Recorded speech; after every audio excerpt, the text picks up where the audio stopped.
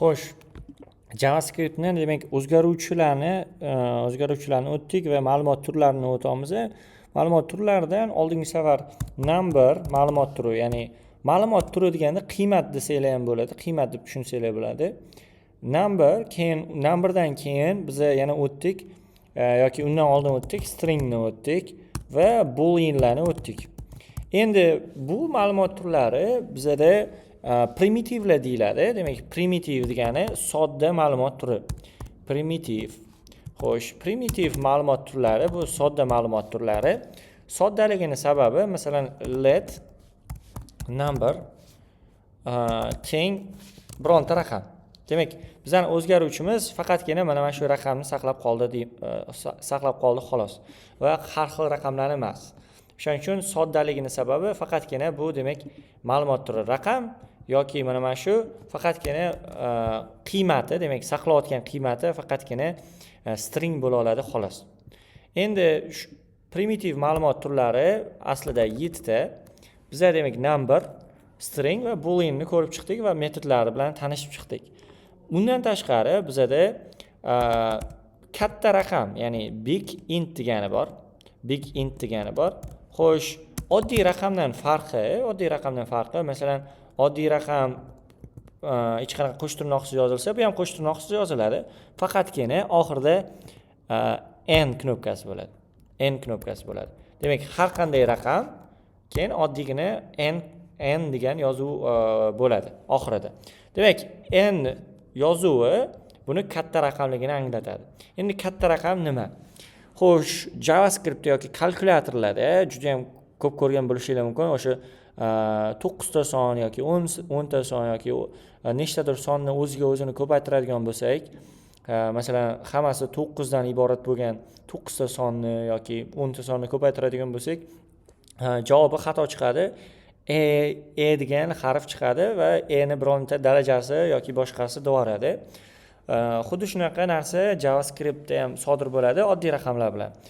Asosan 14 ta raqamgacha bo'lgan raqamlarda unday bo'lmasligi mumkin oddiy operatorlarda, lekin o'sha biz ko'paytirayotgan bo'lsak, demak 14 taga yaqin kelganda raqamlar hisob-kitob qilinayotganda JavaScript ham raqamini chiqaradi. Harfini chiqaradi va noto'g'ri hisob-kitob qilishni boshlaydi. Demak, bizda hisob-kitoblar 14 ta raqamdan o'tadigan bo'lsa, begint lik qiymatli ishlatishimiz kerak. Demak, oxirida n bo'ladi begintlarda. Endi uni begint metodlaridan bittasi, masalan, agarda bizda qandaydir son bo'ladigan bo'lsa, masalan, sonimizning nomi let number, demak son degani, sonimiz masalan 3 bo'ladigan bo'lsa, xo'sh, mana bu begint n ni o'chiramanda, mana shu yerga o'sha numberni saqlashimiz uchun, katta raqam qilib saqlashimiz uchun begint degan funksiya bor va begint degan funksiyani ichida albatta o'zgaruvchimiz numberni chaqiramiz. Shunda demak bu 3 ni yoniga bu 3n qo'shib qo'yadi. Hozir masalan console logni ichida agar biz begintni so'raydigan bo'lsak, hozir ko'rishimiz mumkinki 3 ni yoniga mana bu yerga n qo'yib qo'ygan bo'ladi. Xo'sh, 3n. Demak, katta raqamga aylantirdi oddiy raqamni. Begint degan demak metod bor, juda ham ko'p ishlatiladi. Agar ustiga bosadigan bo'lsak, begint constructor begint boolean number string to begint dot. Demak, bizdagi qiymati begintlar yoki raqam bo'lgan yoki string bo'ladigan bo'lsa, masalan, qandaydir mana shu 3 qo'sh tirnoq ichida bo'ladigan bo'lsa, demak, buni ham raqamga aylantiradi, yoniga 3 qo'shadi, n qo'shadi. Demak, n qo'shib qo'ydi mana. Agar qo'sh tirnoq ichida bo'ladigan bo'lsa ham, buni yoniga ham n ni qo'shib qo'yadi. Xo'sh, demak bu begint edi. Demak, begintni hozir ko'rib chiqdik, demak. Va asosiy metodlardan bittasi faqatgina begint degan qurilgan funksiyasi bor. Uni biz bosh harfini katta bilan va o'rtadagi harfini ham katta bilan yozishimiz kerak. Endi keyingi o'zgaruvchimiz, keyingi ma'lumot turimiz bizda symbol deyiladi. Let symbol. Symbol juda ham kam ishlatiladigan ma'lumot turlaridan biri va uni ishlatish uchun qiymatni berish uchun symbol degan qurilgan funksiyasi bor va qurilgan funksiyani ichida biza qo'sh tirnoq bilan masalan id deb yozishimiz mumkin. Demak, qandaydir biz simbolni yaratayotganimizda asosan mana bu symbol degan qurilgan funksiyani ishlatamiz va ichida bu qurilgan funksiyani ichida qo'sh tirnoq bilan o'sha qanday simbol yaratayotgan bo'lsak, o'sha narsani berishimiz mumkin. Va hozir ma'lumot turlarini qanday ekanligini, qanday ma'lumot turiga tegishliligini so'rab ko'radigan type of funksiyasi bor. Type of bilan mana bu kichkina o'zgaruvchimizni, kichkinada yozilgan o'zgaruvchimizni sinab ko'ramiz va shuni console logda so'raydigan bo'lsak, symbol dot. Demak, symbol ma'lumot turi. Endi mana bu begin-ni men kommentariyadan olib tashlayman sinab ko'rishimiz uchun. Type of begin deyman. Begin funksiyasini so'raydigan bo'lsam, men raqamni, demak, raqamni ham olib tashlashim kerak. Xo'sh, begin dot, demak, begin funksiyasi dotdi. Type of demak, ma'lumot turlarini qanday ma'lumot turi ekanligini ko'rib beradi yoki qiymat turini qanday qiymat turi ekanligini. Ma'lumot turi yoki qiymat turi bitta narsa, shunchaki o'sha qiymat deganda mana bu tenglikni o'ng tarafida joylashgan narsa. Demak, qiymat turlari yoki ma'lumot turlari deyiladi. Shu narsada type of o'shani turini ko'rib beradi. Endi symbolni ham ko'rib bo'ldik. Xo'sh, symboldan keyin bizada qiymati tasvirlamagan yoki qiymati hali mana bunday qilib tenglik bilan qo'yilmagan, qiymati hali berilmagan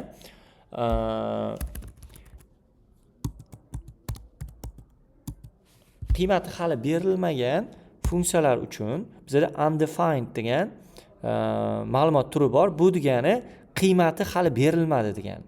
Qiymati hali berilmadi degani, demak undefined deganda o'sha qiymati hali berilmagan va bizning kodimizda xatolik keltirib chiqarish kerak. Xo'sh, uncode syntax error identifier undefined. Mana xato chiqaryapti, chunki bizda undefinedda qiymati berilmagan, masalan, dinamik dasturlashda asosan biz qiymatini o'zimiz qo'ymaymiz. Ishlatuvchilardan yoki qanaqadir o'sha ishlatuvchilar kirgizgan ma'lumotni saqlab olamiz, lekin yoki internetdan kelayotgan ma'lumotni saqlab olamiz va o'sha internetdan kelayotgan ma'lumot agarda yo'q bo'ladigan bo'lsa, o'sha ma'lumot berilmayotgan bo'lsa, bizda undefined emas, yana bittasi bor, null degani. Agar biza qiymat umuman bermaydigan bo'lsak, undefined bo'ladi. Endi undefinedni kommentariga olib qo'yaman. Buni hech qanaqa metodlari yo'q deyarli. Xo'sh, keyingi funksiyamiz, demak, bo'sh qiymatlarni ko'rsatish uchun o'sha agar bizda ma'lumot kelmayotgan bo'lsa, lekin biror narsaga biz to'g'rilab qo'ygan bo'lsak, o'sha inputga let empty, demak, null.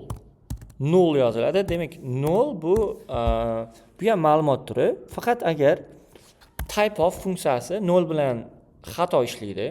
Bitta dona 0 ga kelganda xato ishlaydi, obyekt chiqaradi. Aslida 0 obyekt emas, 0 deb chiqarish kerak. Xo'sh, hozir obyekt deb chiqaradi. Object deb chiqardi. Demak, object degani o'sha obyekt degani.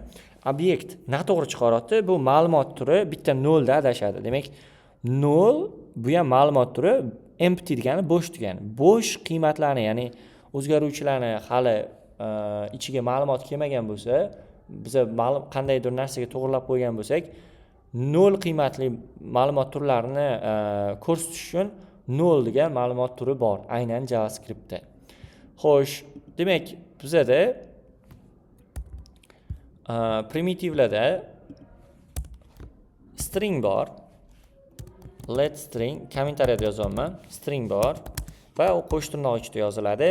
Masalan, abd raqam bo'lishi mumkin va karakterlar bo'lishi mumkin, qandaydir. Shunaqa string bor, number bor va boolean bor edi. Oldingi safar o'tganman. Let boolean